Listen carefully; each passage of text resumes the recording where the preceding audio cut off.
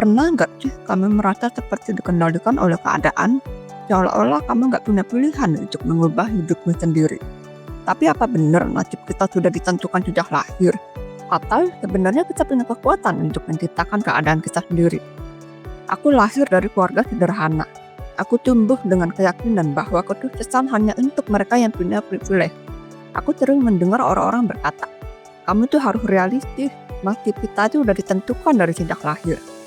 Kalimat itu seperti terus menghantuiku. Aku bekerja di pekerjaan yang tidak aku sukai, hanya untuk memenuhi kebutuhan sehari-hari. Aku merasa seperti hidup ini sudah diatur oleh keadaan, dan aku tidak punya kekuatan untuk mengubahnya. Aku sering meratapi nasib, merasa seperti korban dari keadaan.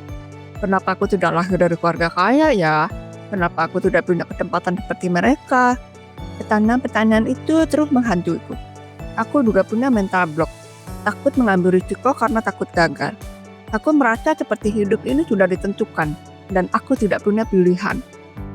Suatu hari, aku mendapat kabar bahwa perusahaan tempatku bekerja akan melakukan PHK besar-besaran. Aku termasuk dalam daftar karyawan yang akan dirumahkan. Padahal, aku sudah berusaha keras untuk bertahan di pekerjaan itu.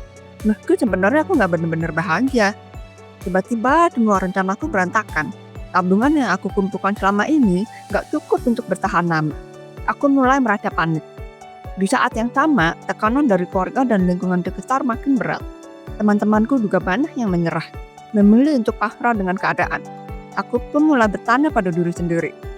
Apa aku harus ikut menyerah? Apa nasibku memang sudah seperti ini, gak bisa diubah? Tapi, di tengah keputusasaan itu, aku keinget sama kutipan Benjamin Disraeli. Manusia bukanlah makhluk yang ditentukan oleh keadaan.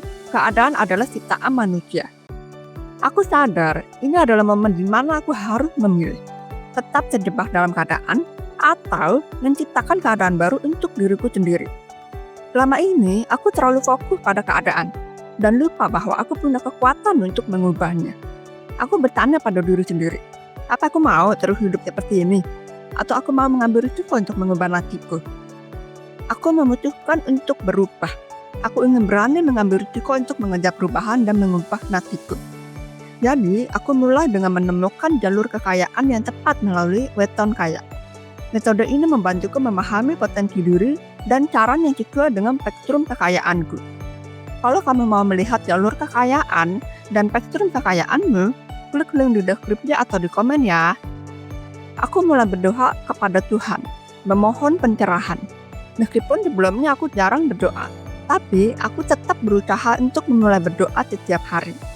Aku juga mulai menulis jurnal syukur, mencatat hal-hal kecil yang membuatku bersyukur setiap harinya.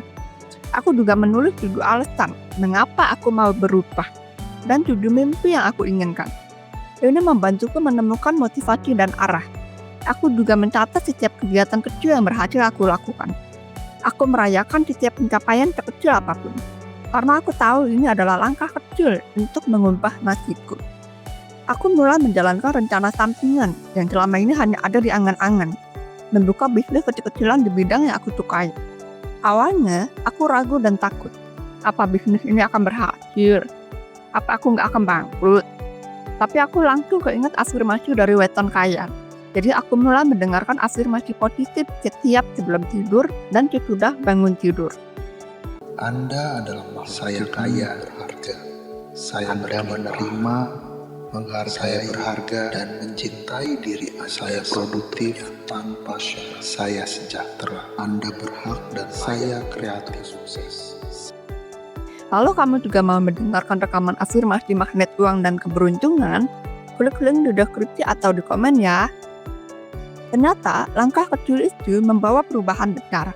Bisnisku mulai berkembang. Pelan tapi pasti. Aku juga mulai mendapatkan dukungan dari orang-orang yang percaya padaku. Tapi tentu saja perjalanan ini nggak selalu mulus.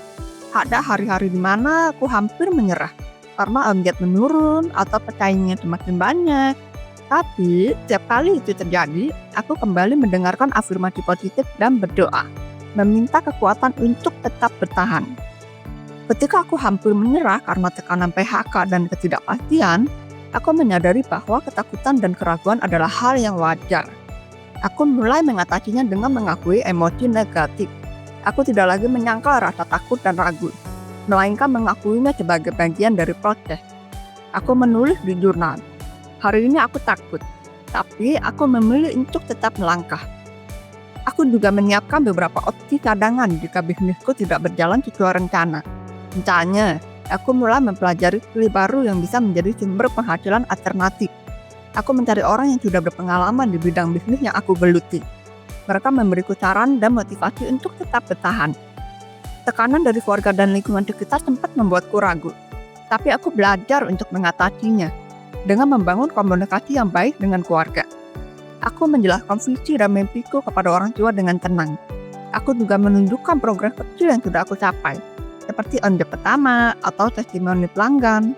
Ini membantu mereka memahami dan mendukung keputusanku. Aku juga mulai membatasi interaksi dengan orang-orang yang pesimis atau sering meremehkan usahaku. Sebaliknya, aku mencari komunitas yang positif dan mendukung. Aku pun mengubah perspektif tentang kegagalan. Aku mulai melihat kegagalan bukan sebagai akhir, tapi sebagai bagian dari proses belajar. Aku menulis di jurnal, setiap kegagalan adalah langkah menuju kesuksesan. Ketika bisnisku mulai menghadapi tantangan, aku kembali ke rutinitas positif yang pernah membantuku. Aku memperkuatnya dengan mendengarkan afirmasi positif. Anda menikmati banyak uang dan saya memiliki banyak sekali. Anda mempunyai uang dan keberuntungan. Saya memiliki uang dan keberuntungan dalam bentuk saya. Untuk setiap krisis, saya memiliki uang dan keberuntungan untuk masa depan saya. Kalau kamu juga mau mendengarkan rekaman afirmasi magnet uang dan keberuntungan, klik link di deskripsi atau di komen ya. Afirmasi ini membantuku memulai hari dengan energi positif. Aku juga kembali melibatkan Tuhan dalam setiap langkahku. Setiap pagi, aku berdoa memohon bimbingan dan kekuatan. Aku juga mulai rutin beribadah, merasakan kedamaian yang datang dari spiritualitas. Yang paling penting, menulis jurnal syukur. Aku mencatat 3 hal yang aku syukuri setiap hari, sekecil apapun. Misalnya, hari ini aku bersyukur karena ada pelanggan yang memberikan testimoni positif. Aku bersyukur bisa belajar hal baru dari kesalahan yang aku buat. Ini membantuku fokus pada hal-hal positif dalam hidup. Aku juga selalu membayangkan dan memvisualisasikan mimpiku setiap hari. Seolah-olah itu sudah terjadi. Ini memberiku motivasi untuk terus bergerak. Dan yang terakhir adalah mencatat dan merayakan pencapaian kecil. Aku menulis setiap kegiatan kecil yang berhasil aku lakukan, seperti mendapatkan pelanggan baru, menyelesaikan proyek kecil, atau belajar skill baru selama 10 menit. Aku juga merayakan setiap pencapaian kecil apapun. Melalui perjalanan ini, aku belajar bahwa hidup ini bukan hanya tentang keadaan, tapi juga tentang bagaimana kita merespon dan menciptakan keadaan itu. Kutipan Benjamin Disraeli mengingatkanku bahwa kita punya kekuatan untuk mengubah nasib kita sendiri.